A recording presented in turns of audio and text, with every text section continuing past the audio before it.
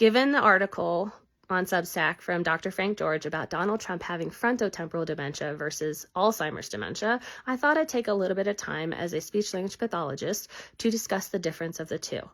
Now, the biggest thing you can think about is Alzheimer's dementia is going to take away. It's going to decrease memory. It's going to decrease ability. And oftentimes frontotemporal dementia, especially in the earlier and moderate stages, is going to escalate. You're going to see increased behaviors. You're going to see increased speech. So when people say, hey, Trump is super, super fluent and he talks all the time, excuse me, that's not always a good thing, because what he's saying, there's nothing in there that has any meaning. The other massive difference that we see between the two is frontotemporal dementia tends to come with something called confabulation. Confabulation is where basically they're making up their own reality, but they honestly believe it. So they believe it. It's not a lie to them.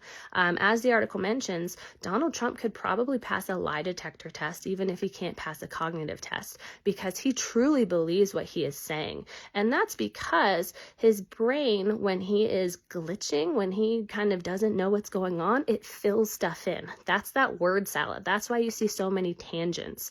That's why you see him just jump from topic to topic to topic. That's why you see him when he can't answer a question, he immediately just kind of attacks like all the reporters and things like that. That is part of confabulation.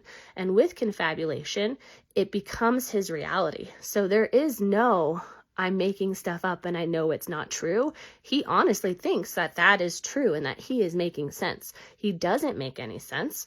But that's why when you call him out on things, in his mind, it's like, no, that's exactly what happened. So we have confabulation, we have tangential speech, we have something called paraphasias. Paraphasias also happen a lot because frontotemporal dementia does a lot more to the language center. And that's where you see him where he just can't say words very properly. Acetaminophen was a really big one recently. A lot of times it'll be like the United States instead of the United States. So he can't sequence his phonemes properly I almost did it there, phonemes properly in order to make words sound like they should.